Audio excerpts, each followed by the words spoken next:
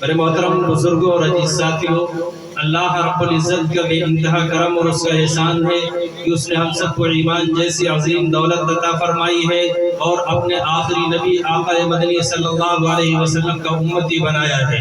میرے دوستوں اور بزرگوں، ہمیں اس بات پر بے حد فخر ہے اور خوشی ہے کہ اللہ رب العزت نے ہمیں آخری نبی کا امتی بنایا ہے اور ہمیں ایمان کی دولت سے سرفراز فرمایا ہے، جس دولت کی قیمت کا اندازہ ہمیں نہیں ہے۔ ہم ایمان والے گھر کے اندر پیدا ہو گئے، ہم یہ سمجھتے ہیں بس ایمان کوئی معمولی سی چیز ہے، ایسا نہیں ہے، بلکہ جس دولت سے اللہ رب العزت نے آپ کو سرفراز فرمایا ہے یہ بہت بڑی نعمت ہے۔ اللہ رب العزت نے اس نعمت سے آپ کو بہرور فرمایا ہے، آپ کو عطا فرمایا ہے۔ اللہ رب العزت کا اسے جتنا بھی شکر ادا کرے وہ کم ہے۔ آپ کو معلوم ہے آخری نبی جن کے لیے اس دنیا کو سجایا گیا، سنوارا گیا، بنایا گیا، کم و بیش 1,24,000 انبیاء اکرام کو اس دنیا میں بھیجا گیا۔ کیوں بھیجا گیا؟ اللہ رب العزت نے 1,24,000 انبیاء کو اس دنیا میں کیوں بھیجا؟ اس لیے بھیجا کہ سب سے آخری نبی، سب سے آخر میں آقا مدنی صلی اللہ علیہ وسلم کو اللہ رب العزت اس دنیا میں بھیجنا چاہتے تھے، اس لیے اس دنیا کو سجایا اور سنوارا تھا۔ اور اس سے پہلے حضور اکرم صلی اللہ علیہ وسلم سے پہلے 1,24,000 انبیاء اکرام کو بھیج کر کے اس دنیا کے نظام کو سجایا اور سنوارا تھا کہ آخر میں آقا مدنی صلی اللہ علیہ وسلم آئیں گے اور ہم اور آپ خوش قسمت ہیں، اس آخری نبی کے امتی ہیں۔ آج یہ ربیع الاول کا مہینہ چل رہا ہے، ہم خوشی منا رہے ہیں کہ حضور اس مہینے کے اندر تشریف لائے، حضور کی پیدائش پہ ہم خوش ہو رہے ہیں۔ بے شک خوش ہونا بھی چاہیے، ہر ایک مومن کو خوش ہونا چاہیے، اور جو خوش نہ ہو حضور کی ولادت پر، حضور کی پیدائش پر جو خوش نہ ہو وہ سچا مومن نہیں ہو سکتا ہے، وہ مسلمان نہیں ہو سکتا ہے۔ جس طرح سے نماز آپ کے لیے فرض ہے، روزہ آپ کے لیے فرض ہے، اور زکوٰۃ آپ پر فرض ہے جب مال ہو، حج آپ پر فرض ہے، وقت آنے پر نماز فرض ہے، اور جب آپ کے پاس مال ہو تو زکوٰۃ بھی فرض ہوتی ہے، اور جب اتنا مال ہو جائے تب آپ کے اوپر حج بھی فرض ہو جاتا ہے۔ اسی طرح سے نماز اپنے وقت پر فرض ہے اور حج اور عمرہ اپنے وقت پر ہے، لیکن حضور اکرم صلی اللہ علیہ وسلم کی محبت ہر حال میں، جب تک آپ کی سانسیں چلیں گی، جب تک آپ کی سانس چل رہی ہے اس وقت تک آپ پر محبت فرض ہے۔ حضور کی محبت آخر وقت تک فرض ہے، جب تک آپ کی سانسیں چل رہی ہیں۔ حضور سے محبت نہیں ہے تو آپ مسلمان نہیں ہیں، آپ ایمان والے نہیں ہو سکتے ہیں۔ بے شک ہم مسلمان ہیں، ایمان والے ہیں، حضور سے محبت کرنے والے ہیں، حضور سے عقیدت رکھنے والے ہیں، لیکن کب صرف ربیع الاول میں ہم حضور سے محبت کرنے والے بن جائیں، ربیع الاول ختم ہو ہم حضور سے محبت بھول جائیں، ہم اپنے آپ کو کہتے رہیں ہم حضور سے محبت کرنے والے ہیں۔ چاہیے تو یہ تھا کہ حضور کی تعلیمات پر ہم عمل کرنے والے بنتے، اس طرح سے صحابہ کرام نے کر کے دکھایا ہے، ہم کو صحابہ کرام کے نقل کرنا چاہیے، ان کے نقش قدم پر نہ چلنا چاہیے، تب تو ہم حضور سے محبت کرنے والے ہوتے۔ آج ایمان والا شراب پیے، جھوٹ بولے، گالیاں رکھے، شراب پی کر کے بکواسیں کرتے ہیں اور اپنے آپ کو مسلمان کہتے ہیں، اپنے آپ کو عاشق رسول کہتے ہیں، اور کھڑے ہو کر کے لوگوں کے سامنے کہتے ہیں کہ ہم حضور سے محبت کرنے والے ہیں۔ تمہیں شرم نہیں آتی ہے؟ اپنے آپ کو مسلمان کہلاتے ہو اور شراب پیتے ہو، جس سے آقا مدنی صلی اللہ علیہ وسلم نے منع فرمایا ہو، اللہ رب العزت نے جن چیزوں سے منع فرمایا ہو وہ چیزیں کرو، اپنے آپ کو مسلمان کہو، مسلمان کے نام پر کلنک ہو، مسلمان کو بدنام کر رہے ہو۔ دنیا تو یہ سمجھ رہی ہے تم مسلمان ہو، تم اسلام پر عمل کرنے والے ہو، تمہاری تعلیمات اسلام کے مطابق ہوگی، تم کو دیکھ کر کے لوگ اسلام کو سمجھنا چاہتے ہیں، اسلام کو سیکھنا چاہتے ہیں، اسلام کے قریب آنا چاہتے ہیں۔ آپ نے نہیں دیکھا بہت سارے ممالک میں غیر ایمان والے یہودی اور نصرانی عیسائی اسلام کے اندر داخل ہو رہے ہیں؟ کیوں داخل ہو رہے ہیں؟ وہ قرآن کا مطالعہ کر رہے ہیں، وہ حدیث کا مطالعہ کر رہے ہیں، وہ تمہاری تعلیمات کو نہیں دیکھ رہے، تمہارے کردار کو نہیں دیکھ رہے، تمہارے لباس کو نہیں دیکھ رہے، وہ کتابوں کا مطالعہ کر رہے ہیں، اسلام کے خلاف مطالعہ کر رہے ہیں۔ مطالعہ کرتے کرتے وہ دیکھتے ہیں سچا اور حق مذہب اگر کوئی ہے تو اسلام ہے، اور का मजहब छोड़ के इस्लाम के अंदर दाखिल हो। लेकिन अगर वो तुम्हारे किरदार को देखे कि तुम किस चीज से अमल कर रहे हो, किस तरह से कि अजान हो जाए तुम बैठे बातें करते रहो, अपने आप को मुसलमान कहो, अपने आप को ईमान वाला कहो, अजान हो जाए नमाज तुम्हारे ऊपर फर्ज है, खाना फर्ज नहीं है, होटल पे बैठे हुए चाय चल रही है, बातें चल रही है, वो अजान दे रहा है, आओ कामयाबी की तरफ, आओ कामयाबी की तरफ, आओ कामयाब हो जाओ। यहाँ आने वालों वो मस्जिद के अंदर आजान दे, अल्लाह के घर में बुलाया जाए, तुम न जाओ। और रब्बुल आलमीन जिसने हमें जिंदगी अता फरमाई है, सांसें अता फरमाई है, अभी चंद दिनों पहले आपने देखा एक ऐसी वबा आई, एक ऐसी बीमारी आई कि सांस लेने के लिए ऑक्सीजन नहीं था, बगैर ऑक्सीजन के पता नहीं कितने लोगों की जानें चली गई। उस रब्बुल आलमीन ने तुम्हें उस सांस के लिए ऑक्सीजन दे रहा है, आंखों के अंदर रोशनी दे रखी है, चलने और फिरने के लिए हाथ और पैर दे रखे हैं, सब कुछ दे रखा है, बोलने के लिए ज़बान है, खाने के लिए भी सब कुछ है। उस रब्बुल आलमीन ने आपको अता फरमाया है कि उस रब्बुल आलमीन ने आपके लिए कहा है कि 5 वक्त नमाज के लिए आ जाओ मस्जिद में। आप मस्जिद जाने के लिए तैयार नहीं हो। आपको अल्लाह रब्बुल इज्जत ने किस लिए पैदा फरमाया है? उस रब्बुल आलमीन ने खुद फरमाया है कुरान में कि हमने इंसान और जिन्नात को अपनी इबादत और बंदगी के लिए पैदा फरमाया है। तुमको अपनी इबादत और बंदगी के लिए पैदा फरमाया उस मालिक ने, उस रब ने। तुम्हें चाहिए कि जब वक्त आ जाए तो उस रब को राजी करो, उसकी बंदगी करो, उसकी इबादत करो। तुम्हारे हाथ में ये मोबाइल है, मोबाइल का इस्तेमाल कर रहे हो, तुम वीडियो बना रहे हो, वीडियो देख रहे हो, कोई भी काम कर रहे हो इसके अंदर, लेकिन इसको बनाने वाले ने फोन इस्तेमाल करने के लिए, कॉल रिसीव करने के लिए, कॉल करने के लिए बनाया है।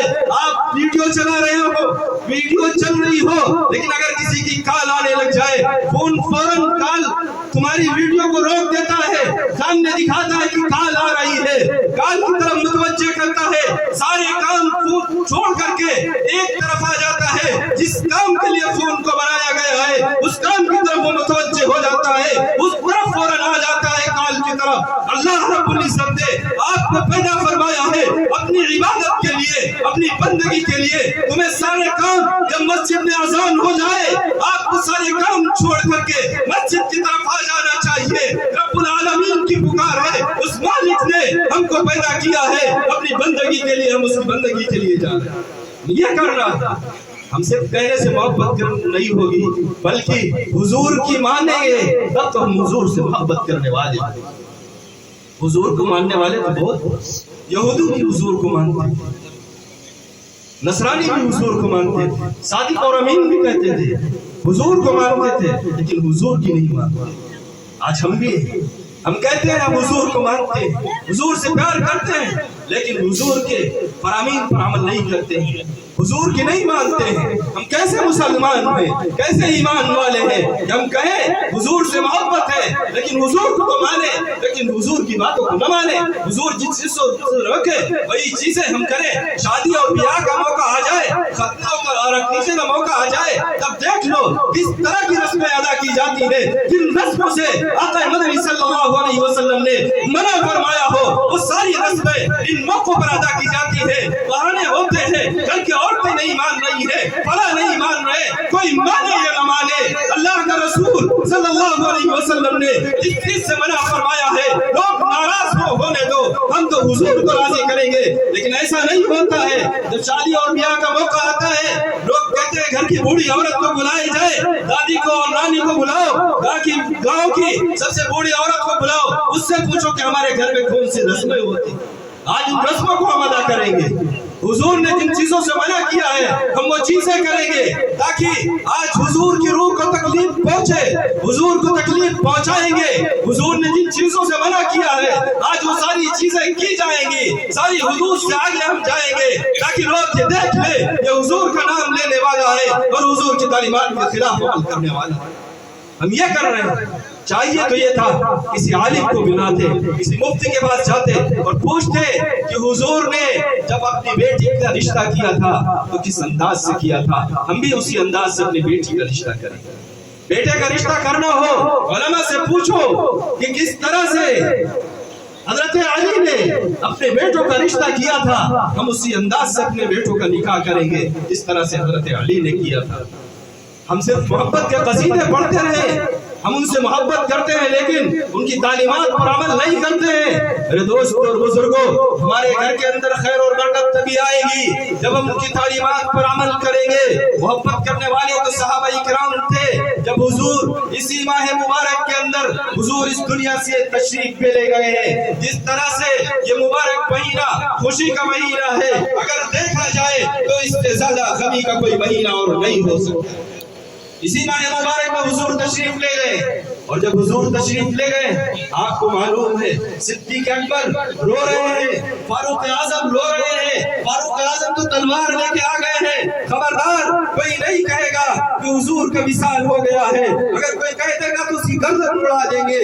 اور یہی نہیں، بہت سے صحابہ کرام کھیتوں میں کام کر رہے ہیں، ان کو اطلاع پہنچی کہ حضور کا وصال ہو گیا، حضور اب اس دنیا میں نہیں رہے۔ وہ صحابی وہیں پر روتے ہیں، اللہ سے دعائیں کرتے ہیں کہ اللہ میں اب جی کر کیا کروں گا، میں حضور کی زیارت کیا کرتا تھا، حضور سے ملاقات کیا کرتا تھا، جب حضور نہیں رہے تو میں جی کے کیا کروں گا، اللہ مجھے اٹھا لے۔ ان لوگوں نے اس طرح سے اس طرح سے دعا کی، اللہ نے ان کو اٹھا لیا۔ ایسے بھی صحابہ کرام ہیں، انہوں نے اللہ سے دعا کی، اے اللہ میری آنکھوں کی روشنی لے لے، اب میں ان آنکھوں سے کوئی اور چیز دیکھنا نہیں چاہتا، میں آقا مدنی صلی اللہ علیہ وسلم کی ان آنکھوں سے زیارت کیا کرتا تھا، جب آقا نہیں رہے تو میں ان آنکھوں کو لے کر کیا کروں گا۔ اللہ سے دعا کی، اللہ نے قبول کی، ان کی آنکھوں کی روشنی چلی گئی۔ آپ کو نہیں معلوم کہ ایک کھجور کا سوکھا ہوا درخت تھا جس کے بل ٹیک لگا کے آقا مدنی صلی اللہ علیہ وسلم خطبہ دیا کرتے تھے مسجد نبوی کے اندر۔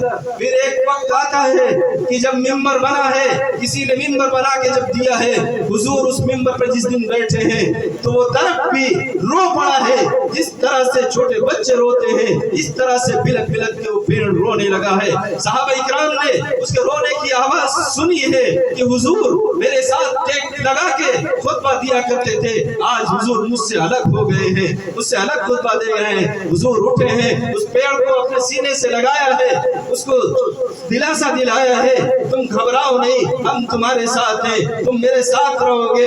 اس طرح سے حضور نے اس کو دلاسا دلایا ہے۔ صرف یہی نہیں ہے، صرف اونٹ پر جس پر حضور اکرم صلی اللہ علیہ وسلم جس اونٹنی پر سوار ہوا کرتے تھے، حضور کے وصال کے بعد چند دن وہ اونٹنی زندہ رہی ہے۔ وہ بار بار حضور کے اس روزے کی طرف، حضرت عائشہ کے اس حجرے کی طرف بار بار دیکھتی ہے۔ لوگ لا کے کھانے کے لیے اس کے آگے رکھتے ہیں، کچھ نہیں کھا رہی ہے، آنسو بہ رہے ہیں، اس اونٹنی کی اور اس گھر کی طرف دیکھ رہی ہے، یہاں تک کہ اس کا بھی وصال ہو جاتا ہے، وہ بھی ختم ہو جاتی ہے۔ حضرت بلال حبشی جو حضور کے سامنے اذانیں دیا کرتے تھے، حضور کے سامنے اذان دیتے تھے، حضرت بلال آپ کو معلوم ہے کس طرح سے وہ حضور سے محبت کرتے تھے، حضور ان سے کس طرح سے محبت کرتے تھے۔ حضور کے وصال کے بعد حضرت بلال نے مدینہ چھوڑ دیا، یہاں سے چلے گئے ملک شام کی طرف، حضرت بلال وہاں نہیں رہے۔ پھر اس کے بعد حضرت بلال خواب میں دیکھتے ہیں کہ حضور اکرم صلی اللہ علیہ وسلم کہہ رہے ہیں کہ بلال تم میرے پاس نہیں آتے ہو، مجھ سے ملاقات نہیں کرتے ہو۔ حضرت بلال نے رات میں خواب دیکھا، اسی وقت اٹھے، فوراً تیاری کی اور مسجد نبوی کی طرف چل دیے۔ مدینہ پہنچتے ہیں، مدینہ جب پہنچتے ہیں زور کا وقت ہو رہا تھا، مدینہ میں داخل ہوتے ہی فوراً حضور کے روضے پہ حاضر ہوتے ہیں، سلام عرض کرتے ہیں اور اس کے بعد مسجد نبوی میں بیٹھ جاتے ہیں، رو رہے ہیں۔ لوگ آتے ہیں کہ بلال آ گئے ہیں، حضور کے دور والی اذان ہوگی۔ حضرت بلال سے کہتے ہیں زور کا وقت آیا ہے، چلو بلال اذان کہو۔ حضرت ابو بکر کہہ رہے ہیں، حضرت عمر کہہ رہے ہیں کہ چلو بلال اذان دو، حضرت علی بھی کہہ رہے ہیں بلال چلو اذان دو۔ حضرت بلال کہتے ہیں مجھے تاب نہیں ہے، میں اذان نہیں دے سکتا۔ حضور جب موجود تھے، جب اشہد ان محمد رسول اللہ کہتا تھا، حضور سامنے ہوتے تھے، حضور کی میں زیارت کر لیا کرتا تھا۔ اب حضور نہیں رہے، میں اذان نہیں دے پاؤں گا، میں برداشت نہیں کر سکتا۔ لیکن کسی نے جا کے حضرت حسن اور حسین سے کہا کہ تم چھوٹے ہو، تم بچے ہو، تم چلو، تمہاری بات کو بلال ٹالیں گے نہیں، تمہاری بات کو ضرور مانیں گے، تم لوگ اگر کہو تو بلال اذان دیں گے۔ وہ بچے آتے ہیں، حضرت حضرت بلال سے کہتے ہیں، حضرت بلال کھڑے ہو جاتے ہیں اذان دینے کے لیے۔ جو ہی حضرت بلال نے اذان شروع کی ہے، مدینے کے اندر کوہرام مچ گیا ہے، لوگ بھاگے چلے آ رہے ہیں مسجد نبوی کی طرف۔ وہ اذان آج سنائی دی رہی ہے جو حضور کے دور میں ہم سنا کرتے تھے۔ اور حد تو تب ہوتی ہے، ایک عورت ایک چھوٹے سے بچے کو گود میں لیے ہوئے مسجد نبوی کے پاس کھڑی ہے۔ لوگ کہنے والے پوچھ رہے ہیں، وہ چھوٹا سا بچہ کہہ رہا ہے، امی بلال آ گئے ہیں، حضور کے دور والی اذان ہو رہی ہے، کیا حضور بھی ابھی آ جائیں گے؟ کیا حضور سے بھی ملاقات ہوگی؟ میرے دوستوں بزرگوں، لوگ رو رہے ہیں کہ حضور کے دور والی آج اذان ہم سن رہے ہیں۔ اس طرح سے محبت کرنے والے جو سچی محبت حضور سے رکھتے ہیں، حضور کا تذکرہ ہوتا ہے جو ان کے دل کے اوپر اثر ہوتا ہے، اور جو حضور سے سچی محبت نہیں رکھتے ہیں ان کے دل پہ کوئی اثر نہیں ہوتا ہے۔ دعا کیجئے اللہ رب العزت سے کہ اللہ تعالیٰ ہم سب کو کہنے اور سننے سے زیادہ عمل کرنے کی توفیق عطا فرمائے۔ ابھی آپ کافی دیر تک رکیں گے، شعراء کرام کے اشعار سنیں گے، اس کے اندر بھی وہ حضور کی تعریف کریں گے، حضور سے محبت کا اظہار کریں گے۔